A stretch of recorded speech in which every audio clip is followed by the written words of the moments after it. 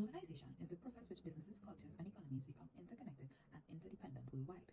It is fueled by advancements in technology, communication, and transportation.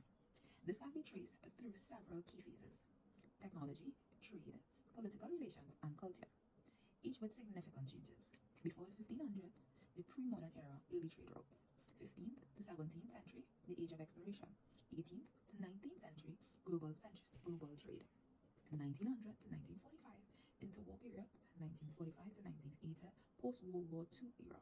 1980 to 2000s, late 20th century global supply chains, and 2000s to present, 21st century digital globalization. Currently, the trends are showing that national economics are rapidly moving away from isolation and towards more integration, with the increased cross-border investments, FDI, and trade. Development of multicultural societies increase. Since its establishment in 1995, the World Trade Organization member tariffs have declined 44%, falling from 13.2 to 7.4%. Over a 75-year period, GATT and WTO have made thousands of tariff cuts. In 2024, global GDP amounted to about 117 trillion USD, almost 7 trillion higher than in 2023. This global trade hitting a record of 33 trillion, expanding 3.7% in the same year. At the end of 2017, there were over 60,000 MNCs worldwide, controlling more than 500,000 subsidiaries, which are responsible for half of the international trade due to intercompany trading between subsidiaries of the same company. They play a very significant role in global trade, accounting for 2/3 of the value of global trade flows, with around 80% within value chain links to Financial globalization is the integration of a country's financial system with global markets. In 1870, foreign capital holding accounted for roughly 7% of global GDP. But by the end of the 20th century, this share had increased to approximately 20% of global GDP. The transaction from the gold standard fiat money in the early 1970s significantly influenced the trajectory of financial globalization. Three waves: the classical gold standard period saw a dramatic rise in cross-border trade and investment. Second, creation of the Bretton Woods system and rise of international financial institutions. And third wave is characterized by widespread re-regularization and rapid technology investments. Online payments platforms like PayPal generally 31.7 billion in revenue at the end of 24, a 6.7% increase year to year, with 26.3 billion transactions completed in the same year.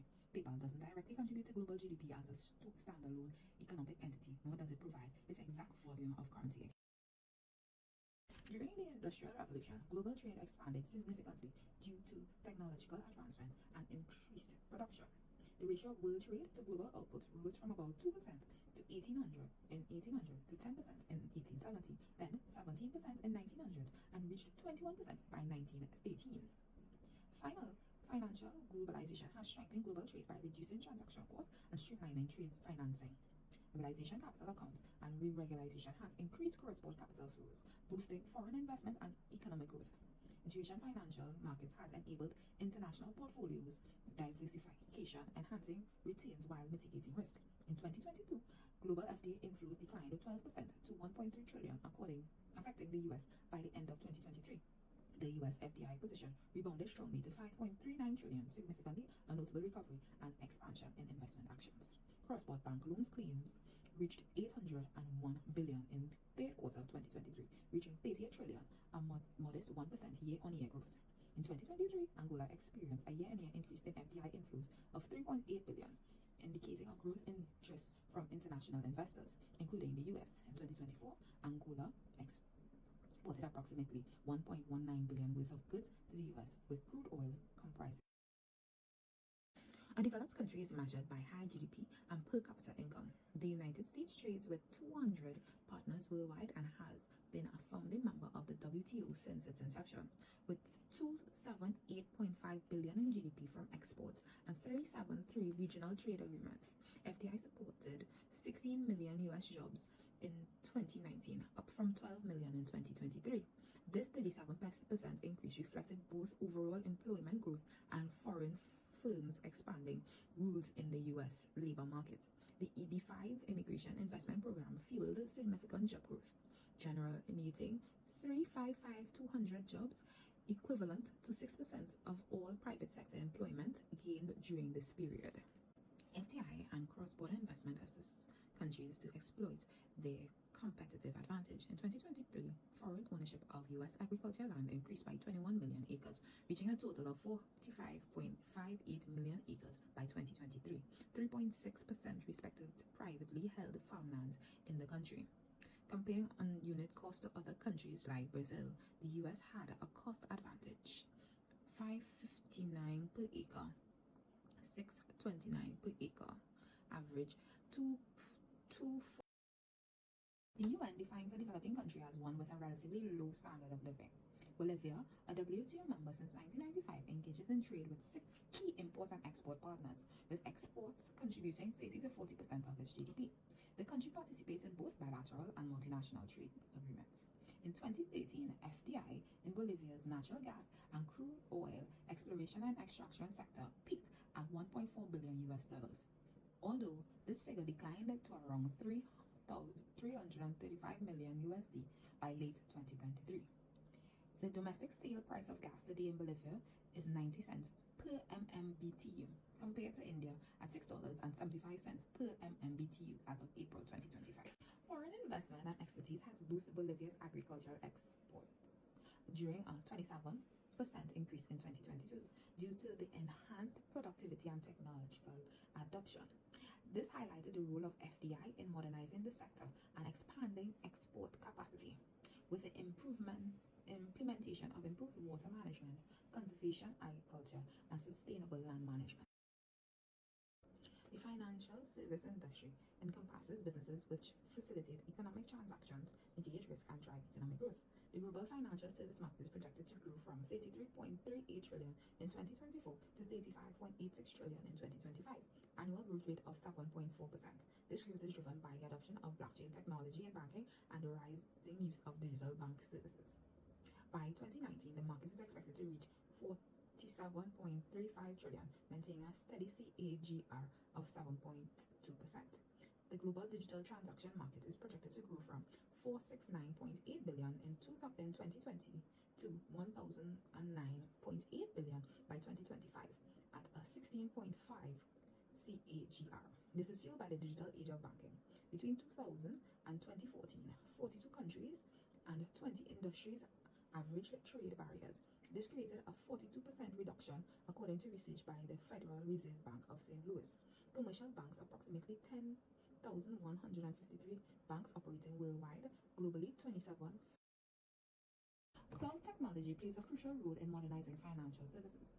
As of 2024, around 94% of financial institutions use cloud services.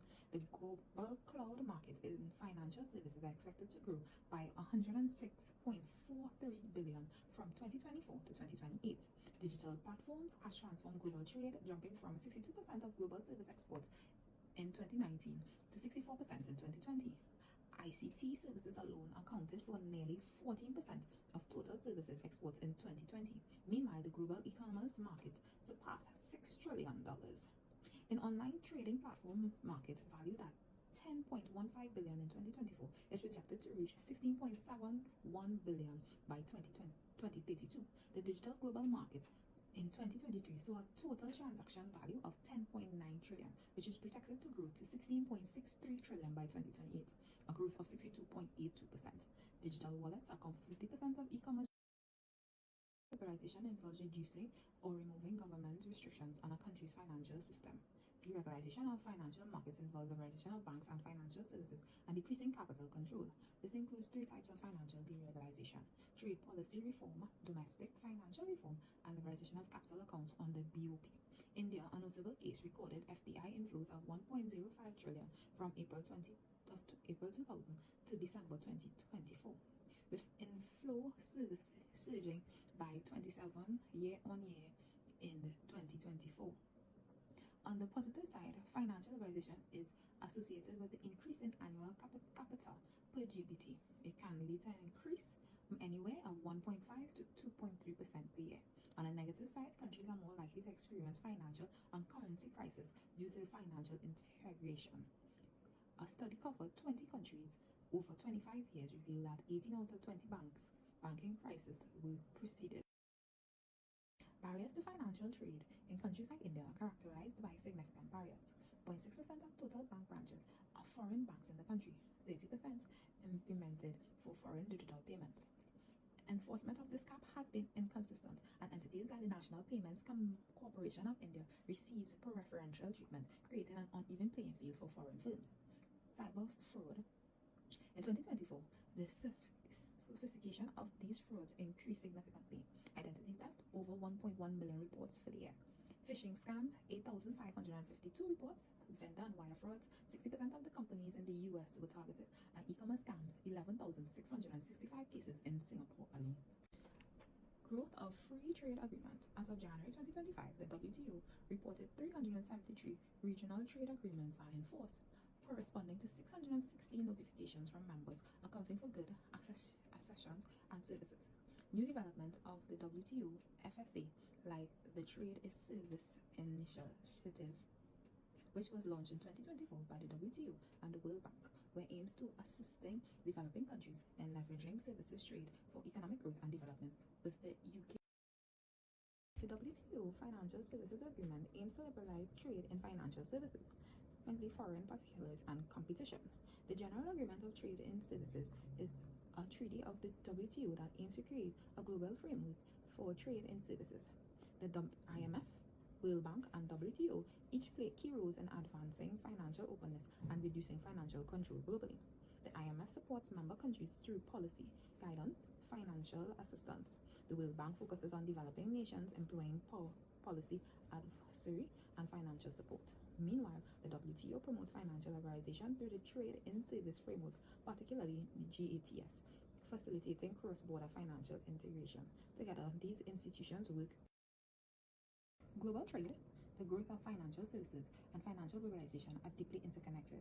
Trade expansion drives financial sector growth, which enables deeper financial globalization, which in turn facilitates even more trade and investment, creating a self-reinforcing circle of economic interdependence. Financial globalization can spur economic growth and development by facilitating access to capital, technology, and international markets. However, it also facilitates risks such as vulnerability to global financial instability. Trade is projected to decline by 0.2% in 2025, about 0.3% lower than it would have been if US tariffs did not grow. If these escalate, the WTO warns that tariffs and policies can worsen the decline to 1.5%.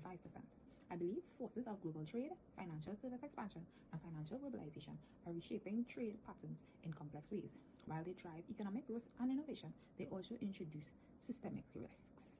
The WTO forecasts a growth of 4% in global services in 2025, a 0.028% slowdown from this 2024 growth of 6.8%. In 2025, economic uncertainty and goods trade are projected to dampen demand for transport and services. Regionally, Europe and Asia are expected to lead services growth at 5% and 4.4% respectively, while North America slows to 1.6%. The Middle East is forecast to expand by 1.7%, with further deceleration in 2026, while Africa and Latin America face